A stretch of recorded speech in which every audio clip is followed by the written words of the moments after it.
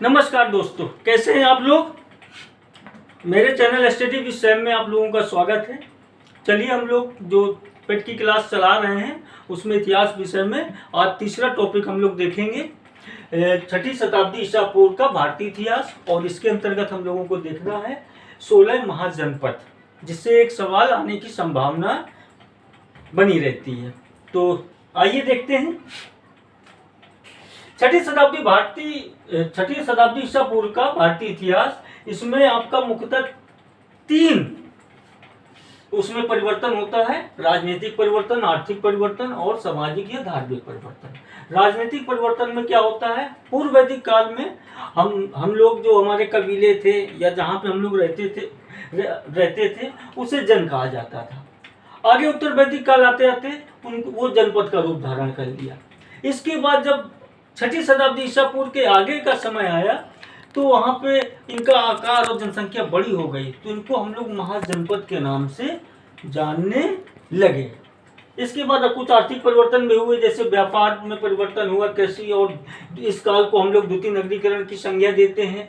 और यहाँ पे एक मुख्य विशेषता है कि हमारे सिक्के ढाले जाने लगे, और सिक्के में पंचमार के सिक्के और आहत सिक्के ढाले गए थे सर्वप्रथम।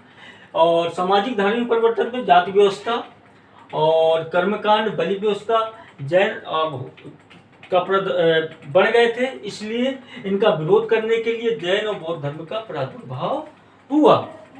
चलिए, हम लोगों का मेन फोकस है 16 महाजनपदों का, तो आप लोग ध्यान दीजिएगा। 16 महाजनपद का उल्लेख किस ग्रंथ में मिलता है? तो हमारा 16 महाजनपदों का उल्लेख बौद्ध ग्रंथ अंगुत्तर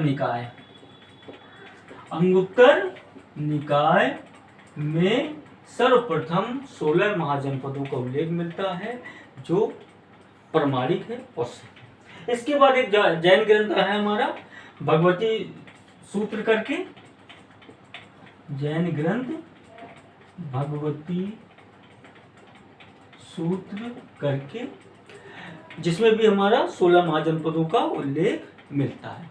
तो चलिए, हम लोग 16 महाजनपद देखते हैं, इनकी राजधानियां क्या थी और ये वर्तमान में ये महाजनपद किस क्षेत्र के अंतर्गत आते हैं। तो पहला हमारा जो महाजनपद है वो अंग है। अंग की राजधानी चंपा थी, जिसे मालनी भी कहा जाता था, और वर्तमान में इसकी पहचान भागलपुर बिहार क्षेत्र से है। आगे हमारा मगध है। मगध की राजधानी राजगृह थी और इसकी वर्तमान पहचान पटना और गया बिहार से है। तीसरा हमारा है काशी।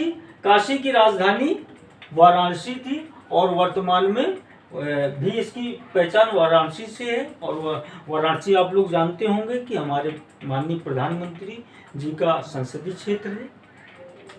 चौथा राज्य हमारा है कौशल। कौशल की राजधानी श्रावस्ती थी और वर्तमान में ये अयोध्या और श्रावस्ती क्षेत्र के अंतर्गत आता था। पांचवा राज्य वज्जी है।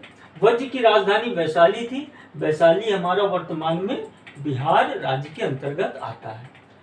पांचवा राज्य मल्ल। मल्ल की राजधानी पावा तथा कुशीनगर थी। पावा आपकी पूर्वी राजधानी थी, कुशीनगर आपकी पश्चिमी राजधानी थी, और वर्तमान में इसकी पहचान कुशीनगर उत्तर प्रदेश से है। अगला महाजनपद हमारा है चेद।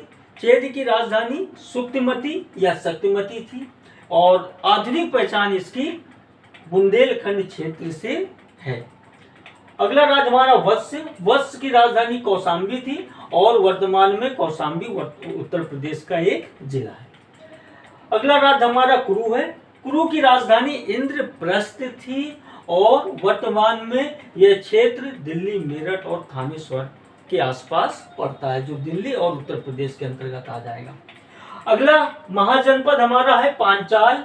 पांचाल की दो राजधानियां थी, एक अक्षत्र थी जिसे बरेली कहते हैं, और एक काम्पिल थी जिसे वर्तमान में फर्रुखाबाद कहते हैं। वर्तमान में ये दोनों क्षेत्र उत्तर प्रदेश के अंतर्गत आते हैं। अगला महाजनपद है हमारा मत्स्य। मत्स्य की राजधानी विराटनगर थी और वर्तमान में राजस्थान के 3 जिले अलवार, भरतपुर, जयपुर के अंतर्गत आता है। अगला महाजनपद है सुरसेन, जिसकी राजधानी मथुरा थी और वर्तमान में इसकी पहचान मथुरा तथा आसपास के क्षेत्र से की जाती है। अगला महाजनपद है अस्मक। अस्मक की राजधानी पोटली थी, जिसे पोटन या प्रतिष्ठान नाम से भी जाना जाता है। यह और अस्मक की एक विशेषता है कि ये एकमात्र महाजनपद है जो दक्षिण भारत में स्थित था और किस नदी के किनारे? गोदावरी नदी के किनारे। अगला महाजनपद है हमारा अवंती। अवंती की 2 राजधानियां थी, एक उज्जैनी थी और दूसरी महिष्मती। उज्जैनी उत्तरी राजधानी थी और महिष्मती दक्षिणी राजधानी थी। वर्तमान में यह क्षेत्र विंध्य पर्वत के आसपास का क्षेत्र है जो मध्य प्रदेश में पड़ता है। अगला महाजनपद है गांधार। गांधार की राजधानी तक्षशिला थी, जो आधुनिक पाकिस्तान के रावलपिंडी और पेशावर जिले के अंतर्गत आता है। हमारा आखिरी और 16वां महाजनपद है कंबोज। कंबोज की राजधानी हाटक थी, जो वर्तमान में जम्मू कश्मीर के राजौरी जिले और पाकिस्तान के हजारा जिले के अंतर्गत आता है। चलिए अब यहाँ पे थोड़ा सा देख लें और अब लोगों से सवाल पूछ सकता है कि 16 महाजनपदों में कितने महाजनपद उत्तर प्रदेश राज्य के अंतर्गत आते हैं, ये आप लोग कमेंट करके बताएंगे।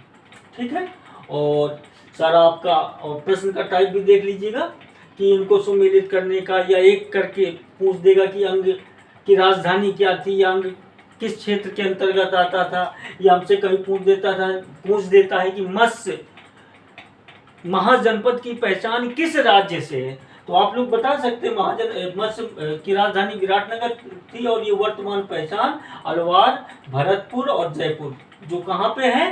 राजस्थान में है, इनसे आती है। चलिए, तो यदि मेरा पढ़ाया हुआ आपको अच्छा लगा हो तो कृपया प्लीज मेरे चैनल को लाइक, सब्सक्राइब और अपने मित्रों तक पहुंचाइए। यदि नहीं समझ में आया हो तो आप लोग इसको डिसलाइक भी कर सकते हैं। बहुत बहुत धन्यवाद।